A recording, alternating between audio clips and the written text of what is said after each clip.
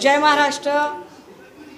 शिवसेना उद्धव बाळासाहेब ठाकरे पक्षाच्या वतीने या पत्रकार परिषदेमध्ये आपले सगळ्यांचे मनपूर्वक स्वागत आहे. माझ्यासोबत आसामचं शिष्टमंडळ आहे आणि त्यांचा मराठीचा थोडासा समजण्याचा इश्यू आहे. सो आपण मला समजून घ्याल आणि मला इथून पुढची मांडणी ही हिंदीत करावी लागेल. मेरे साथ आज इस प्रेस कॉन्फ्रेंस में असम जाति परिषद का डेलीगेशन है और इस पत्रकार परिषद को संबोधित करने के लिए शिवसेना उद्धव बालासाहब ठाकरे पार्टी की ओर से हमारे सीनियर लीडर तथा फॉर्मर यूनियन मिनिस्टर अरविंद भाई सावंत जी हैं. साथ में असम जाति परिषद के प्रेसिडेंट श्री गोगोई जी हैं. सेक्रेटरी जगदीश भुयान जी हैं. गोगोई जी पहले स्टूडेंट एसोसिएशन और वहाँ से उनका काम शुरू है. और जगदीश भुयान जी जो मेरे साथ में बैठे हैं यह फॉर्मर मिनिस्टर है. प्रफुल्ल कुमार महंतो असम गण परिषद के वह CEC मेंबर भी रह चुके हैं और उसके पश्चात वह बीजेपी में थे और वहाँ पर पेट्रोकेमिकल बोर्ड के वह चेयरपर्सन रह चुके हैं. तीसरे सदस्य इस शिष्टमंडल के सिंह साहब हैं जो रिटायर्ड IAS ऑफिसर और अब असम जाति परिषद के एक अहम सदस्य हैं. और साथ ही साथ हमारे साथ जिया-उल रहमान जी हैं. आज असम जाति परिषद की ओर से यह डेलीगेशन पार्टी सुप्रीमो उद्धव साहब से मिलने आए थे. उद्धव साहब से काफ़ी बातों पर उनकी चर्चा हुई और चर्चा का मुख्य रूप यह था कि रीजनल पार्टीज जो हर एक क्षेत्र की अपनी अस्मिता बनाए रखने के लिए काम करती है, जैसे जम्मू कश्मीर में नेशनल कॉन्फ्रेंस है, पश्चिम बंगाल में तृणमूल कांग्रेस है, असम में असम गण परिषद है, पंजाब में अकाली दल है, या तमिलनाडु में DMK ADMK है, आंध्र में तेलुगु देशम है और महाराष्ट्र में शिवसेना है. इनका मानना है कि शिवसेना यह भारत की अलग अलग प्रदेशों की क्षत्रिय पार्टियों में से सबसे पहली पुरानी नींव रखने वाली क्षेत्रीय पार्टी है और इस क्षेत्रीय पार्टी को क्षेत्रीय हित अधिक अच्छे से समझ में आते हैं. इसलिए शिवसेना क्षेत्रीय पार्टियों के हित के लिए राष्ट्रीय स्तर पर काम करे और राष्ट्रीय स्तर के गठबंधन में वह असम जाति परिषद को भी साथ में ले, यह प्रस्ताव लेकर वह यहाँ पर आए थे. और साथ ही 23 तारीख को पटना में होने वाली जो मीटिंग हो रही है, जो गैर भाजपाई सारी पार्टियों के गठबंधन की मीटिंग है, इस मीटिंग के लिए भी काफ़ी विषयों पर चर्चा हुई. मैं अरविंद भाई से विनती करूंगी गोगोई जी बात करेंगे. प्रेस कॉन्फ्रेंस में उपस्थित आदरणीय सुषमा जी, सबके आदरणीय हमारे संसद पहला मंत्री रहे अरविंद जी, हमारा दल का जनरल सेक्रेटरी भुया साहब, वाइस प्रेसिडेंट सिंह साहब, जिया-उल रहमान साहब, इस प्रेस कॉन्फ्रेंस में उपस्थित मीडिया फ्रेंड्स, मैं आप सब लोगों को हमारा पार्टी असम जातीय परिषद का तरफ से, तमाम असम का जनता का तरफ से मैं प्यार भरा नमस्कार करना चाहता हूं. और इस प्रेस कॉन्फ्रेंस शुरू करने से पहले मैं बाला साहेब ठाकरे को नमन करना चाहता हूं.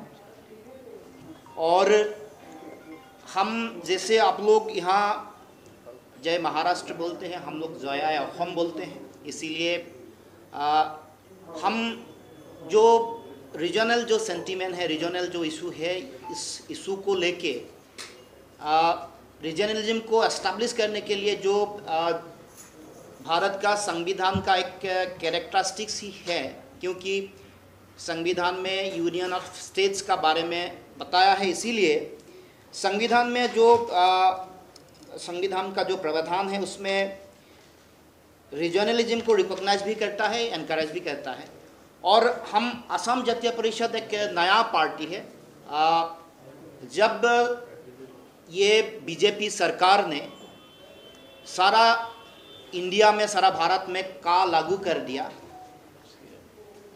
CAA का लागू कर दिया। उस समय हम सब लोगों ने एकजुट होके इसका विरोध किया था। असम, नॉर्थ ईस्ट में इसका आवाज़ उठे, यूनाइटेड होके। यहाँ भी हम उसी समय, जब मैं ऑल असम स्टूडेंट्स यूनियन का जनरल सेक्रेटरी था, यहाँ आया था। मातुश्री में आके उद्धव ठाकरे साहब का साथ मुलाकात हुई और उसका समर्थन जताया।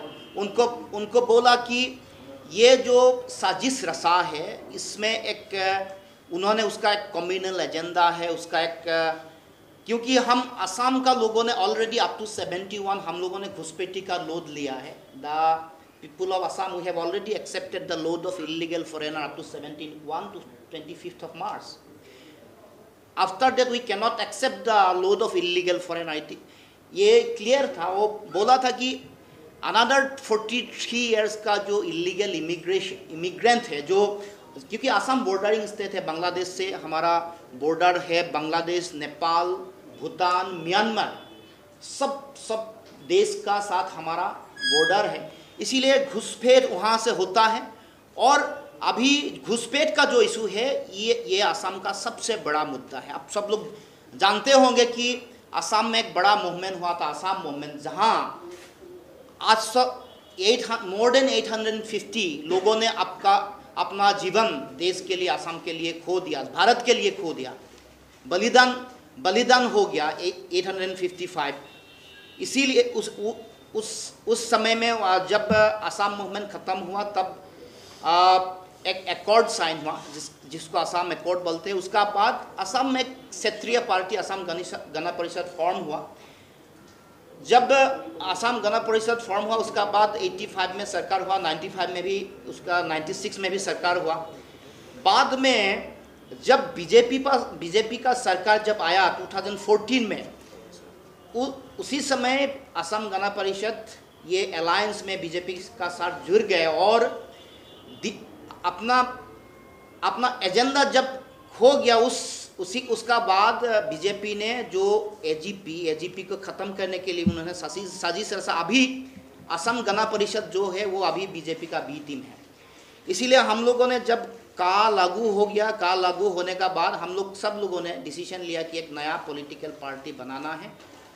हमारा जो वहाँ का student organisation, all Assam student union, Yuva Chhatra परिषद, इंटेलेक्चुअल, सब लोगों ने मिलकर ये पार्टी बनाया, असम जातीय परिषद। और इस पार्टी ने विदिन 100 डेज हम लोगों ने इलेक्शन में कंटेस्ट किया 82 कंस्टिट्यूएंसी में, और 82 कंस्टिट्यूएंसी में हम लोगों ने 55 कंस्टिट्यूएंसी में सेकेंड या थर्ड पोजीशन मिला। नया पार्टी था, इसीलिए जो संगठन बनाने का काम, बहुत कुछ चैलेंजेस था। फिर भी हम लोगों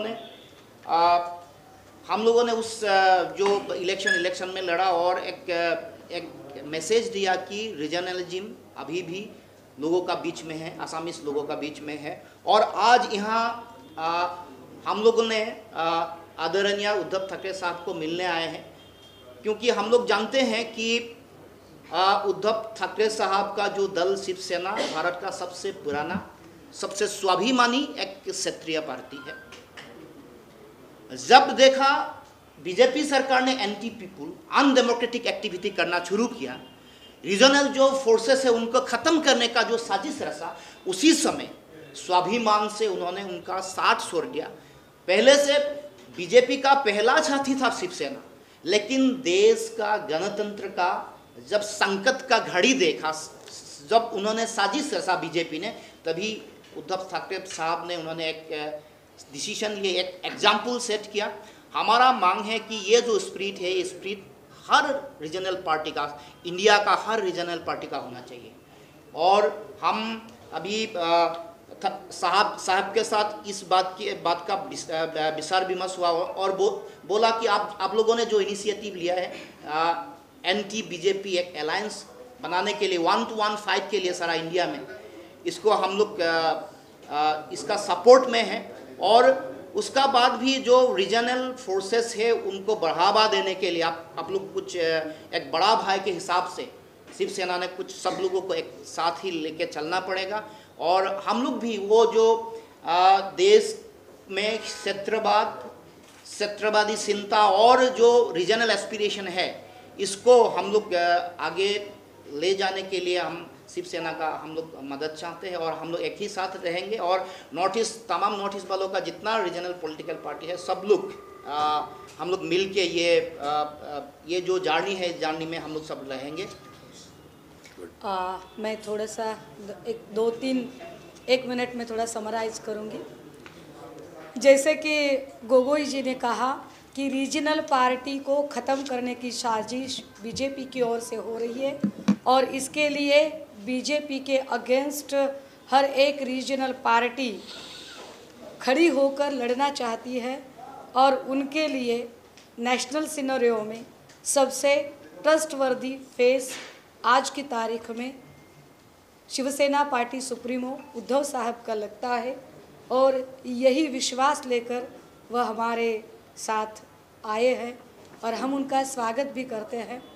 और जैसे कि काफ़ी मुद्दों पर आज चर्चाएं हुई कि आगे चलकर और कुछ मुद्दे उभरेंगे, पार्लियामेंट्री इलेक्शन को लेकर उभरेंगे, उसके लिए भी फिर आगे चलकर चर्चाएं होंगी। लेकिन आज की जो प्राथमिक चर्चा थी वह काफ़ी हद तक बहुत ही कामयाब रही और 23 तारीख की पटना की मीटिंग के लिए भी यह सारे मुद्दे असम को लेकर रखे जाएंगे। साथ ही साथ असम जाति परिषद के इस सारे डेलीगेशन से बात करने के बाद जो हमें लगा कि त्रिपुरा, मणिपुर, मेघालय, मिजोरम और नागालैंड और नॉर्थ ईस्ट की जो 7 सिस्टर्स हैं, वहाँ पर की भी अलग अलग रीजनल पार्टीज़ आज की तारीख में शिवसेना उद्धव बाला साहब ठाकरे पार्टी के साथ जुड़ना चाहती है। और यह हमारी खुशकिस्मती है कि जब 40 लोग यहाँ से गुवाहाटी गए और रेडिसन में रहे, उस रेडिसन के सामने आप एंटी डेमोक्रेसी एक्टिविटी कर रहे हैं, यह बात लेकर जिन लोगों ने वहाँ पर आंदोलन किया, उस आंदोलन के यह सारे जो साथी हैं कि जिन्होंने शिवसेना उद्धव बाला साहब ठाकरे पार्टी के लिए होटल रेडिसन के सामने आंदोलन किया, हम उनके शुक्रगुजार हैं। और साथ ही साथ आप सवाल पूछ सकते हैं हमसे। 23 तारीख की मीटिंग में शिवसेना उद्धव जी जाएंगे, तब जिनकी बातें, उनके जो मुद्दे हैं वहाँ के, ये शिवसेना मतलब इनकी तरफ से शिवसेना रखेगी क्या? जी रखेगी। पहली बात ऐसे कि नहीं कि शिवसेना का जो प्रिंसिपल है सन्स ऑफ सॉइल, वही विचारधारा को लेकर ये लोग खड़े रहे थे। असम गण परिषद जो बनी वो उसी लिए बनी थी कि भूमिपुत्रों को न्याय दे। अब वो भूमिपुत्र वैसे ही परेशान हैं बांग्लादेशी घुसपैठियों से, बाकी सारी घुसपैठियों से। उसमें जाकर वो विषय को छोड़कर का करते हैं, ये का शब्द प्रयोग करते हैं CAA का, वो कहा उसको, उसके खिलाफ ये लोग खड़े रहे। आज आदरणीय शिवसेना के पक्ष प्रमुख उद्धव जी ठाकरे साहब से मिले हैं। ये सन्स ऑफ सोइल वाली सबसे बड़ी बात क्या है कि पूरे भारतवर्ष में ऐसे रीजनल पार्टियां भी बहुत ही है, लेकिन एक भरोसेमंद पार्टी कौन सी है और भरोसेमंद नेता कौन है? तो भरोसेमंद नेता है आदरणीय उद्धव जी ठाकरे साहब। इसलिए ये हमारे पास आए हैं और चाहते हैं कि इसी तरह से ये भूमिपुत्रों के विषय को लेकर सभी राज्यों में, जैसे अभी बहन जी सुषमा जी ने कहा कि 7 सिस्टर्स की जो बात है, अन्य राज्यों में भी यही विचारधारा को लेकर जाएंगे। अभी ये असम जातीय परिषद जो है उनके बारे में और एक सराहने लायक जो बात है कि हाल ही में जो कुछ सर्वेक्षण हुआ उसमें सबसे ज़्यादा असम में भी लोगों ने किसी को चाहा तो असम जातीय परिषद को चाहा और इस नेतृत्व पर वो भरोसा कर रहे हैं। वो सारे नेतागण आज उद्धव साहब से मिले हैं और एक नया कदम, एक देश की एकता के लिए, देश की संविधान की सुरक्षा के लिए, देश की भूमिपुत्रों के लिए, देश की फेडरल स्ट्रक्चर के लिए और देश की आम जनता के लिए, रीजनल पार्टीज के लिए उनका अस्तित्व रखने के लिए सभी इकट्ठे हुए हैं और चाहते हैं कि आगे जाकर जो अभी चल रहा है पूरे देश भारतवर्ष में, सारे विपक्ष इकट्ठा आकर भारतीय जनता पार्टी से लड़ने की जब बात हो रही है तो उनका कहना है हमें भी उसमें शरीक करिए, हम आपके साथ हैं। ये कहने के लिए ये सभी आए। आदरणीय उद्धव जी ने उनको सम्मानित किया और कहा कि 100% मैं आपके साथ में हूँ, चिंता न करो, आगे बढ़ो। हम लोग जैसे यहाँ जय हिंद जय महाराष्ट्र कहते हैं, आगे चलकर अब जय हिंद जय आसाम कहो, आगे चलो, बस ये। सर जैसे कि आपने कहा है कि सेवन सिस्टर के सारे रीजनल पार्टी जो है वो शिवसेना को सपोर्ट कर रहे हैं, क्या किसी अन्य पार्टी से बातचीत हो पाई है? क्या वो मुंबई में उद्धव ठाकरे से मिलने आ सकते हैं? 23 तारीख की पाटना की मीटिंग के बाद हमारी तरफ से भी, पाटना की मीटिंग के बाद हमारी तरफ से भी कुछ लोग असम जाएंगे और असम में मीटिंग करके फिर त्रिपुरा और ख़ासकर मिज़ोरम और मेघालय जाएंगे और वहाँ उनसे भी बातचीत होगी। और हाँ, भविष्य में सेवन सिस्टर्स से बहुत सारे लोग यहाँ मुंबई में मातोश्री में उद्धव साहब से मिलने आ सकते हैं और जुड़ सकते हैं। हो मणिपुरला जाणार है।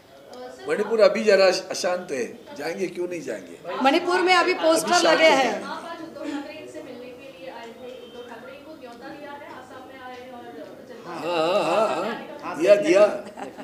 दिया, कहा भी उन्होंने मैं आऊँगा और आसाम की चाय पत्ती भी दी थी। चलो, थँक्यू। आज सकाळपासून ईडीचं धाडसीचं चालू आहे। शिवसेना सचिव सुरज चव्हाण यांच्या घरी ईडीचे मला वाटतं काल आदरणीय शिवसेना पक्षप्रमुख उद्धवजी ठाकरे साहेबांनी महापालिकेच्या कारभारासंदर्भात 1 जुलैला मोर्चा काढण्याची घोषित केलं। ते घोषित केल्याबरोबर दुसऱ्या दिवशी ईडीची धाड सुरू झाली। हे आपण त्याचं सर्वसामान्य माणसांना आता सहज आकलन व्हायला लागले की आम्ही काय पाऊल उचल का हे काय पाऊल उचलणार, हे सर्वसामान्य माणसांना कळायला लागले। म्हणजे स्वतः चोर असलेला पण दुसऱ्याला चोर कसा म्हणतो त्याचं हे उदाहरण आहे। मुळात प्रश्न असा आहे की तुम्ही ज्या धाडी टाकताय त्यातून तुम्हाला काय करायचं आहे, तर तुमचं उद्दिष्ट एकच आहे, उद्याच्या महानगरपालिकेच्या निवडणुकीच्या पूर्वी शिवसेनेला किती डॅमेज करता येईल किंवा नुकसान करता येईल, किती बदनामी करता येईल, ती ही सगळी पावलं त्यासाठी उचलली जात आहेत आणि ही फक्त मुंबई महानगरपालिकेच्या निवडणुकीसाठी उचलली जात आहेत। मुळात असं आहे की मुंबईतल्या जनतेनं आत्ता काल परवाकडे सुद्धा आमचं जे एक संमेलन झालं त्याच्यानंतर जे सर्वेक्षण झालं, अनेक चर्चा झाल्या अनेक चॅनलवर, पण त्यानंतर सुद्धा लोकांनी विचारलं गेलं, प्रश्न विचारले की तुम्हाला कुठलं भाषण आवडलं किंवा कुठला कार्यक्रम भावला, तर 90% अधिक लोकांनी, जवळजवळ 91% लोकांनी उद्धवजी ठाकरे साहेबांना त्याच्याबद्दलचं सन्मान केलं, अगदी हे मान्य केलं की आम्हाला सर्वात कोण आवडतं तर उद्धवजी ठाकरे साहेब। 9% मिंदे। यातून आपण समजून जावं की यासाठी हे सगळे प्रयत्न सतत सुरू आहेत, सतत बदनामी करायची, कारण महानगरपालिकेच्या निवडणुकांना सामोरं जाण्याची यांची हिंमत राहिली नाही। आता मोबाईलवरनं लोकांना फोन केले जातात कॉल सेंटरमधनं, आणि आमचा कारभार कसा आहे, आमचा कारभार कसा आहे, तुम्ही आम्हाला मत का देणार नाही, ह्या सगळ्या विचारून तिथं सुद्धा फ्रस्ट्रेशन्स येत आहेत। आणि त्या सगळ्या फ्रस्ट्रेशन्समधनं आता हा प्रयोग सुरू झालेला आहे। शिवसेना अशा सगळ्या प्रयोगांनी खच्ची होणार नाही। राहिला प्रश्न, जनता वाट पाहते कधी तुम्ही महानगरपालिकेच्या निवडणुका घेताय आणि तुम्हाला तुमची जागा दाखवतो।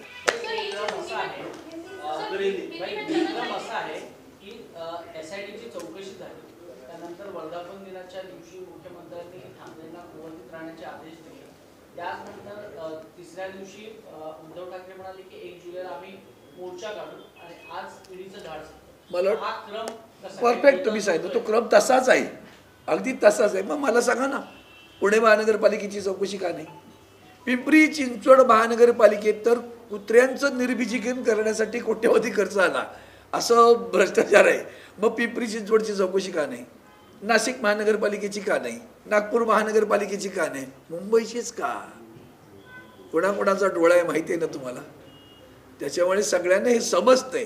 त्यामुळे हे क्रम जरी असले तरी ही पावलं सुद्धा आम्ही ओळखतो की कशासाठी आहेत, जनता सुद्धा ओळखते। अचानक कशा धाडी पडायला लागला, काल बोलल्यावर आज कशी धाड पडते। स्थायी समिती अध्यक्ष त्यावेळी होते, आता ते तिकडे, म्हणजे जरी चौकशी झाली तर खरं तर त्यांनाच धरलं पाहिजे। त्यांच्याकडे लॉन्ड्री आहे, लॉन्ड्रीत गेलेल्या माणसाला हात नाही लावणार आम्ही। जे लॉन्ड्रीत गेलेत त्यांनी काहीही केलं तरी, म्हणून मी हा प्रश्न तर असंख्य वेळा विचारलाय की ज्यांच्यावर त्यांनी आरोप केले त्या आरोपाचं पुढं काय झालं, ती सगळी पावन झाली ना मंडळी, ती सगळी तिकडे जाऊन पावन होतात। आणि म्हणजे त्यांच्याकडे नुसतं लॉन्ड्री नाही, वाल्याचे वाल्मिकी करण्याचा पण कारखाना आहे बरं का, लक्षात ठेवा। गेले 2 दिवस एक सर आज मुझे लगता है आज जो ये सत्र जो शुरू कर दिया है उन्होंने छापेमारी का, वो आज हमारे सूरज चौहान जो सचिव उनके घर पे भी गए हैं। कल आदरणीय उद्धव जी ठाकरे साहब ने मुंबई महापालिका के कारोबार के खिलाफ एक रैली की घोषणा की, नारा लगाया। अब वो 1 जुलाई को होने वाला था, वो नारा क्या लगाया कल और आज इमीडिएटली ईडी आती है। लोग समझ जाते हैं, लोग इंतजार कर रहे हैं महापालिका के चुनाव का। तो जो सत्र है वो उसी नहीं चल रहा है कि भैया किसी भी तरह मुंबई महापालिका आपको जीतनी है। अब अगर ये बात है तो जितनी भी आप कार्रवाई करते रहेंगे, लोग और गुस्से में आ जाएंगे और इन्हें अपनी जगह दिखाएंगे, क्योंकि झूठा कारोबार। अगर भाई परसों मुख्यमंत्री जी ने घोषणा की कि SIT का लगाएंगे हम, अब उसके बाद में वो समय क्यों तय कर लिया? 2023 तक क्यों नहीं? 22 ही क्यों? पिंपरी चिंचवड क्यों नहीं? महानगर पालिका, पुणे महानगर पालिका क्यों नहीं? नाशिक महानगर पालिका क्यों नहीं? नागपुर महानगर पालिका क्यों नहीं? सिर्फ मुंबई क्यों? लोग समझ जाते हैं, समझ गए हैं, इंतजार कर रहे। जितना भी झूठा काम करो, लोग समय पे आपको अपनी जगह दिखाएंगे। बस झालं रे। उद्धव ठाकरे 2 दिवस बैठक घेतली आणि नगरसेवकांच्या झाल्या, आता विभाग प्रमुखांच्या नेमकं काय आदेश देत आहेत? पक्षाच्या बैठका होणारच ना। असं आहे बघा, जो काय माहोल तयार केला जातोय, तुम्हा सर्वांना माहिती आहे की पहिल्यांदा प्रलोभन देणं, प्रलोभनाने कोणी झुकलं नाही तर धमक्या देणं, धमक्यांनी झुकलं नाही तर आपली जी सगळी गुलाम संस्था आहेत, ED, CBI, इन्कम टॅक्स या संस्थांचा वापर करणं आणि नाही झालं तर शेवटचा पोलिसांचा वापर करणं। काल काय केलं त्यांनी? किती गैरवापर पोलिसांचा केला गेला। मग हे सगळ्या लोकांना कळतं की, आणि म्हणून ते चालू आहे सगळ्यांचं। मग आमचे कडवट शिवसैनिक आजही तसेच आहेत, ते विकले जात नाही आहेत म्हणून धडपड आहे, म्हणून हा सगळा जीव कासावीस होतोय। एका प्रश्नाचं उत्तर आता आपल्याकडनं त्यांना विचारा, प्रश्न, मुंबई महानगरपालिकेची निवडणूक कधी लावताय?